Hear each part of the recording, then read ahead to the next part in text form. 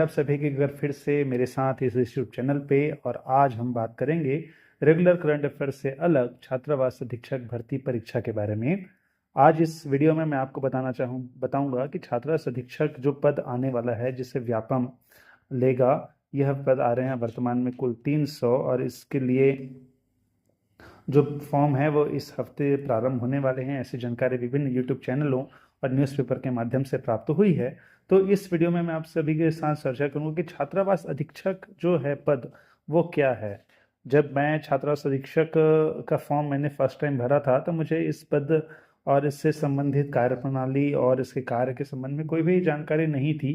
कि सब 2015 में ये जब फर्स्ट टाइम आया था, तब हमने ये फॉर्म भरा था और इस में चयनित हुए थे। तो मैं आप सबको बताना चाहूँगा कि क्या होता है छात्रावास अधीक्षक का पद, क्या होते हैं उसके कार्य, क्या होता है विभाग का कार्यप्रणाली क्या है, कैसे आप इसमें क्या वेतन मिलेगा आपको, ये सभी हम देखेंगे। चलिए शुरू करते हैं आगे। तो पहला भाग है मेरे इस वीडियो का। ये जो पूरी श्रृंखला है वो आपको विभिन्न भागों में मिलेगी। तो इस पहले भाग में हम बात करते हैं कि छात्रावास अधीक्षक जो पद है वो कौन से विभाग और पद की जानकारी के बारे में हम बात करेंगे। तो आगे आपको मिलेगा पहले इस वीडियो में कि विभाग के बारे में, कि विभाग क्या है, कौन सा विभाग इसे संचालित करता है, छत्तीसगढ़ शासन की कौन कौन से नियम और इसमें उल्लिखित हैं। दूसरा, विभिन्न प्रकार के छात्रावास। आपको इस आगे के वीडियो में बताऊंगा कि छात्रावास जो होते हैं वो अलग अलग प्रकार के होते हैं। तो आगे आप जानेंगे कौन कौन से प्रकार के छात्रावास हैं, क्या क्या है, उनके बारे में मैं आपको डिटेल में बताऊंगा। इसके पश्चात आगे हम जानेंगे कि छात्रावास के प्रकार, छात्रावास अधीक्षक जो है पद, वो अलग अलग श्रेणियों में बटा हुआ है। जैसे आप जानेंगे कि वर्तमान में जो पद आने वाला है वो छात्रावास अधीक्षक श्रेणी द का है। तो इससे भी पहले आता श्रेणी द, मतलब श्रेणी अ, ब, स और द, ये 4 श्रेणियों में छात्रावास अधीक्षक का पद होता है। तो जो वैकेंसी आ रही है वो छात्रावास अधीक्षक श्रेणी द के लिए आ रही है। तो इसमें भी आपको क्लियर होगा कि श्रेणी द का पद क्या है। इसके बाद अगर आप नए वेतन नौकरी ज्वाइन करते हैं, छात्रा से जो फर्स्ट टाइम बनते हैं, नया वेतनमान, नई भर्ती होती है आपकी, तो आपको कौन सा वेतनमान मिलेगा, मतलब आपके हैंड में कितना वेतन आपको प्राप्त होगा, हैंड इन सैलरी क्या होगी आपकी, ये भी हम इस वीडियो में आगे देखेंगे। तो अंत तक जुड़े रहिए आप हमारे साथ। चलिए शुरू करते हैं। सबसे पहले विभाग। आपको पता होगा कि यह विभाग जो है, जैसे नाम से स्पष्ट है कि छात्रावास अधीक्षक मुख्य रूप से आदिवासी एवं अनुसूचित जनजाति समुदाय के वर्गों के हितों के लिए कार्य करता है। उनके बच्चे हैं, उस समुदाय के बच्चे जो हैं वो इन छात्रावासों में रहते हैं। तो जो विभाग इस छात्रावासों को संचालित करता है वह विभाग है आदिम जाति एवं अनुसूचित जाति विकास विभाग। इस विभाग के पास आदिम जाति अर्थात एसटी, एससी, ओबीसी तथा अल्पसंख्यक वर्ग, इनके पास अल्पसंख्यक समुदाय जो है हमारे पास, उनके भी हितों, उनके भी विकास के लिए यह विभाग कार्य करता है। तो ये विभाग है हमारा, नाम में केवल आदिम जाति अनुसूचित जाति विकास विभाग लिखा है। जो ये कार्य जो करता है विभाग, ये एसटी के लिए, एससी के लिए, अन्य पिछड़ा वर्गों के लिए तथा अल्पसंख्यकों के लिए भी जो भी योजनाएं बनती हैं, उनके विकास के लिए योजनाएं जो बनती हैं, उसके लिए विभाग संपूर्ण रूप से कार्य करता है। इसका मुख्यालय छत्तीसगढ़ में नवा रायपुर में है। और आगे देखते हैं इसका पदक्रम क्या है, किस प्रकार से विभाग कार्य करता है और इस विभाग के कौन कौन से कार्य हैं। तो यह विभाग दिखेगा कि इस विभाग के सबसे पहले जो कार्य, अब जो हमारा विभाग होता है आदिम जाति कल्याण विभाग, इसमें अब 2 प्रकार के कार्यों को मोटे स्तर पे, तो बहुत सारे कार्य हैं इस विभाग के, लेकिन मुख्य रूप से इसके कार्यों को 2 भागों में हम बांट देते हैं। पहला होता है शैक्षणिक गतिविधियां, जो आवासीय व्यवस्था ये विभाग चलाता है, आवासीय सह शैक्षणिक, आवासीय सह शैक्षणिक अर्थात शिक्षा के साथ रहवास की जो व्यवस्था ये विभाग चलाता है। तो एक कार्य हो गया, मुख्य कार्य इसकी आवासीय सह शैक्षणिक कार्य जो ये विभाग देता है। और दूसरा जो है विकासमूलक कार्य, अर्थात एसटी, एससी, ओबीसी तथा अल्पसंख्यक वर्गों से संबंधित जो भी योजनाएं हैं, उन योजनाओं के क्रियान्वयन के लिए जो कार्य करता है वह यह विभाग विकासमूलक कार्यों के अंतर्गत रखे गए हैं। तो शैक्षणिक कार्यों के अंतर्गत इसके शैक्षणिक कार्यों में मोटेगत तौर पे 2 प्रकार से हम बांटते हैं। पहला छात्रावास आश्रम, जहाँ पे केवल और केवल रहवास व्यवस्था होती है। छात्रावासों में रहवास व्यवस्था होती है, आश्रम में आवास के साथ शैक्षणिक व्यवस्था होती है। तो छात्रावास में किस प्रकार की सुविधा होगी, यहाँ बच्चे अध्ययन रहवास करेंगे, अर्थात यहाँ बच्चे रहते हैं। छात्रावासों में, और आश्रम में बच्चे रहने के साथ साथ वहाँ के स्कूलों में अध्ययन भी करते हैं। जैसे आपको पता होगा, जैसे गुरुकुल होता था पुराने जमाने में, तो उसी कार्यप्रणाली के आधार पर आश्रम जो हम संचालित किए जाते हैं, तो यहाँ बच्चे रहते भी हैं और अध्ययन भी करते हैं। उसी प्रकार विशेष योजना के अंतर्गत केंद्र और राज्य के सम्मिलित प्रयासों से आदिवासी वर्गों के लिए जो विद्यालय प्रारंभ किए गए हैं, किसके तर्ज पर? नवोदय और केंद्रीय विद्यालय के तर्ज पर। ये विद्यालय कहलाते हैं एकलव्य विद्यालय। तो इन विद्यालयों का भी संचालन कौन करता है? आदिम जाति कल्याण विभाग करता है, आदिम जाति एवं अनुसूचित जाति विकास विभाग करता है। इसके बाद आप जानते हैं कि एक विशेष विद्यालय भी हमारे यहाँ चलते हैं, जिन्हें प्रयास विद्यालय के नाम से जाना जाता है, कि कक्षा 9वीं के पश्चात, कक्षा 9वीं से 12वीं तक यहाँ पे विभिन्न ट्रेड्स की पढ़ाई होती है, और विभिन्न पढ़ाई के साथ साथ नीट और जेई की भी तैयारी, नीट, जेईई, और साथ ही पिछले वर्ष से इसमें सीए और लॉ, इसकी भी तैयारी इंक्लूड हो रही है। तो ये जो प्रयास विद्यालय है, इनका भी संचालन कौन करता है? इनका भी संचालन आदिम जाति विभाग करता है। इसके बाद विकास कार्यों में आपको स्पष्ट है, जैसे हमने पहले कहा, इस पे हम नहीं जाएंगे, इसको डिटेल पे नहीं करेंगे। तो आप ये ध्यान रखिएगा कि शैक्षणिक व्यवस्था के अंतर्गत शैक्षणिक सह आवासीय कार्यों के रहवासी कार्यों के अंतर्गत हमारे जो छात्रावास आश्रम संचालित हैं, इसमें छात्रावास वे होते हैं जहां बच्चे रहवास करते हैं, अर्थात बच्चे निवास करते हैं, लेकिन अध्ययन अध्यापन हेतु समीपस्थ के जो स्कूल है वहां वे जाते हैं। लेकिन आश्रम में क्या व्यवस्था होती है? आश्रम में निवास भी वही होता है और बच्चे जो हैं अध्ययन भी उसी स्थान पे करते हैं। ये हो गई मूल रूप से जो आवास विभाग की व्यवस्था है। इसके साथ ही साथ केंद्र के तर्ज पर एकलव्य विद्यालय संचालित हैं। इन एकलव्य विद्यालय किसके तर्ज पर है? नवोदय और केंद्रीय विद्यालय के जैसे ही आदिवासी बच्चों के लिए जो विद्यालय बनाए गए हैं वो एकलव्य विद्यालय हैं, और विशेष प्रयोजन अर्थात नीट, जेई, सीए, लॉ आदि की तैयारी करने के लिए पढ़ाई के साथ साथ जो विद्यालय बन गए हैं, इनको प्रयास विद्यालय कहते हैं। आगे देखते हैं अगले क्रम में कि छात्रावास जो अधीक्षक पद है वह 4 श्रेणियों में बटा हुआ है। ये छात्रावास अधीक्षक पद जो है वो 4 श्रेणियों में बटा हुआ है, और यह 4 श्रेणियां निम्नानुसार हैं। सबसे पहले बात करते हैं 10 श्रेणी की। तो 10 श्रेणी में बात करने से पहले मैं आपको प्री मैट्रिक और पोस्ट मैट्रिक में एक अंतर बता देता हूं कि प्री मैट्रिक छात्रावास वे होते हैं, जैसे नाम से स्पष्ट है, पुराने जमाने में मैट्रिक मतलब 11वीं माना जाता था। तो प्री मैट्रिक छात्रावास मतलब वो छात्रावास जहां कक्षा 6वीं से लेके 10वीं तक के बच्चे निवास करते हैं। तो ये वो छात्रावास हैं जहाँ 6वीं से लेके 10वीं तक के बच्चे निवास करते हैं। और पोस्ट मैट्रिक छात्रावास वे छात्रावास हैं जहाँ पे कक्षा 11वीं से लेकर आगे 11वीं से लेकर अर्थात पीजी तक भी बच्चे निवास करते हैं। तो ये वो छात्रावास है जहाँ प्री मैट्रिक में 6वीं से 10वीं तक और पोस्ट मैट्रिक में 11वीं से लेकर पीजी तक के बच्चे निवास करते हैं। इसके बाद शासन के द्वारा कुछ विशेष संस्थाएं संचालित की जाती हैं, जैसे क्रीड़ा परिसर। क्रीड़ा परिसर वे संस्थाएं हैं जहाँ पे बच्चों को, जैसे नाम से स्पष्ट है, क्रीड़ा अर्थात की खेल स्पर्धा, तो बच्चों को स्पोर्ट्स एक्टिविटी में, खेल के पढ़ाई के साथ साथ स्पोर्ट्स एक्टिविटी में भी आगे बढ़ाने के लिए जो विभाग छात्रावास संचालित करता है उन्हें क्रीड़ा परिसर के नाम से जाना जाता है।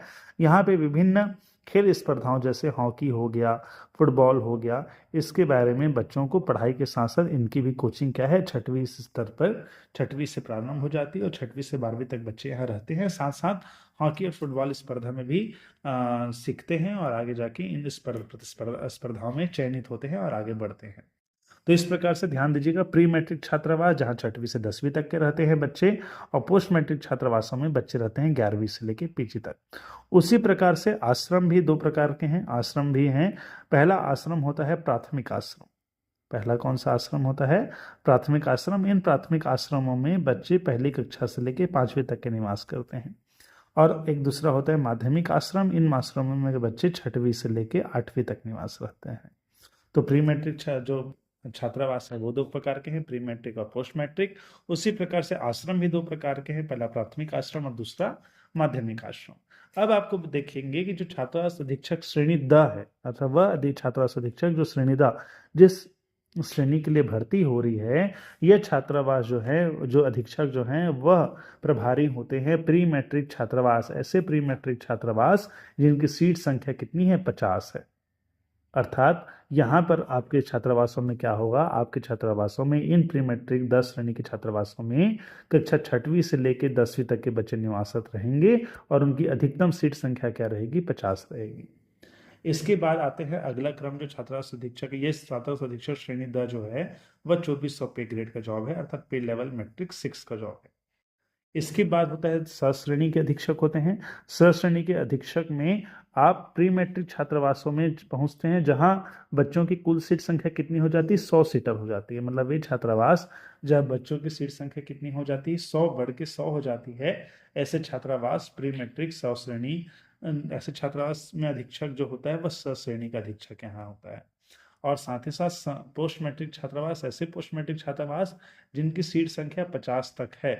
और क्रीड़ा परिसर जो होते हैं और साथ जो होते हैं, यहाँ पे जो अधीक्षक होते हैं वह सश्रेणी के अधीक्षक होते हैं। इसके बाद जब पोस्ट मैट्रिक छात्रावास जो है वो 100 सीटर के हो जाते हैं तो इन छात्रावासों में भी जो अधीक्षक होता है वह ब श्रेणी का होता है। और प्रयास आवासीय विद्यालय में भी जो अधीक्षक होते हैं वो भी ब श्रेणी के होते हैं। इसके बाद एक विशिष्ट संस्थाएं होती हैं जिसे गुरुकुल विशिष्ट संस्था हैं। इन गुरुकुल विशिष्ट संस्थाओं में अधीक्षक होते हैं वह अ श्रेणी के होते हैं।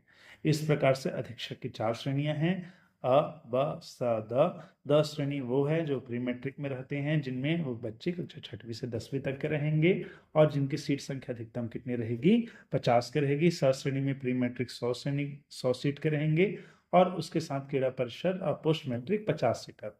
पोस्ट मैट्रिक 100 सीटर जो हैं वो ब श्रेणी में आते हैं और गुरुकुल जो विद्यालय हैं इनमें अ श्रेणी के अधीक्षक होते हैं। तो जो वैकेंसी आप ध्यान दीजिएगा, जो वैकेंसी अभी वर्तमान में आ रही है वह छात्रावास अधीक्षक श्रेणी द के लिए आ रही है। और इस श्रेणी द में प्री मैट्रिक अर्थात 6वीं से 10वीं तक के बच्चों की देखरेख, उनके क्रियाकलापों को देखना, उनके लिए रहवास आदि व्यवस्था अधीक्षक की जिम्मेदारी होती है।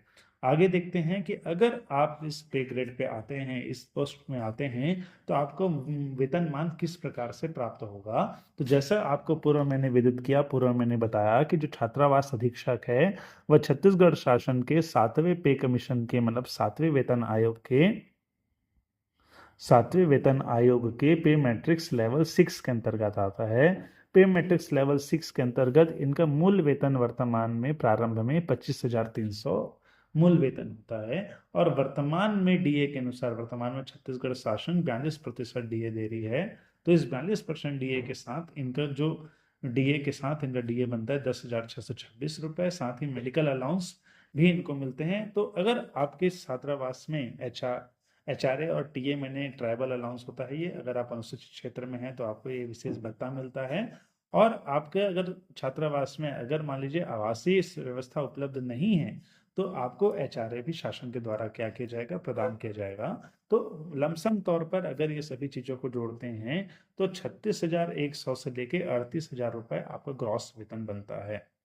आपका ग्रॉस वेतन कितना बनता है, 36,000 से लेकर 38,000 रुपए। जब एचआरए जोड़ते हैं तो लगभग 38 के आसपास पहुंचता है और एचआरए नहीं लेने पर 36,000 के आसपास पहुंचेगा।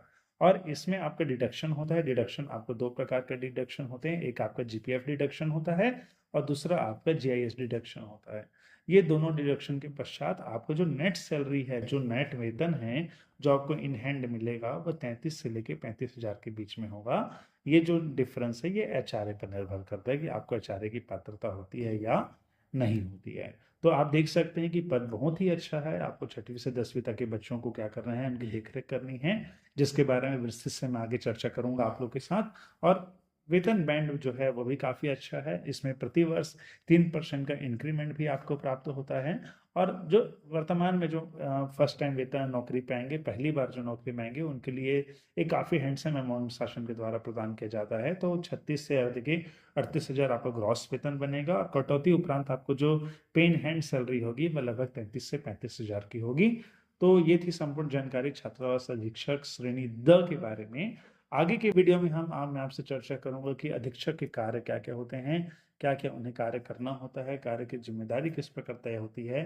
साथ ही साथ इस परीक्षा के लिए पाठ्यक्रम क्या होगा, पाठ्यक्रम को आप किस प्रकार से, किन आवश्यक किताबें आपको पढ़नी होंगी। साथ ही साथ अगर परीक्षा आने वाले 3 से 4 महीनों में होती है, चूंकि आप सभी जानते हैं कि मई तक चुनाव का व्यस्तता रहेगा। मई में चुनाव होंगे, उसके पश्चात जून जुलाई के परीक्षा के बहुत सारे व्यापम के द्वारा तिथियां भी ला दी गई हैं। तो ये परीक्षा जो संभावित है ये जुलाई में संभावित होगी, अगर अभी ये आता है तो जुलाई अगस्त में। तो जो समय आपके पास 3 से 4 महीने का बच रहा है, तो इस 3 से 4 महीनों में आप किस प्रकार से स्ट्रेटजी बनाएंगे, कैसी स्ट्रेटजी रखेंगे, इस संबंध में पूरी जानकारी, पूरी चर्चाएं मैं आपको प्रदान करूंगा। तब तक आप इस वीडियो को ज़्यादा से ज़्यादा शेयर कीजिएगा, क्योंकि इससे पता चलेगा कि हमें अधिक से अधिक लोगों तक पहुंचना है। शेयर कीजिएगा आप, ताकि जल्द से अगले भाग में हम ये सभी चीज़ें आपसे संपर्क करें, आपसे शेयर करें। तो कृपया कमेंट करके भी बताइएगा कि आपको छात्रावास अधीक्षक के बारे में संपूर्ण तैयारी, संपूर्ण जानकारी कैसी लगी। इसके साथ ही आप हमें हमारे टेलीग्राम चैनल पर ज्वाइन कर सकते हैं, जहाँ पे हम current affairs related daily quiz भी ला रहे हैं, जिसका डिस्क्रिप्शन आपसे हम इस वीडियो के डिस्क्रिप्शन लिंक पे प्रोवाइड किया जाएगा, और साथ ही साथ हमारे चैनल में भी प्रोवाइड किया जाएगा। तो आप सभी प्लीज़ शेयर और सब्सक्राइब कीजिए, जिससे हम इस वीडियो को अगले भाग को जल्द से जल्द आप तक लाएंगे। और कमेंट में बताइएगा आपको ये कैसा लगा। तब तक गुड नाइट, शुभ रात्रि, और लगे रहिए, डटे रहिए, आगे बढ़िए। धन्यवाद।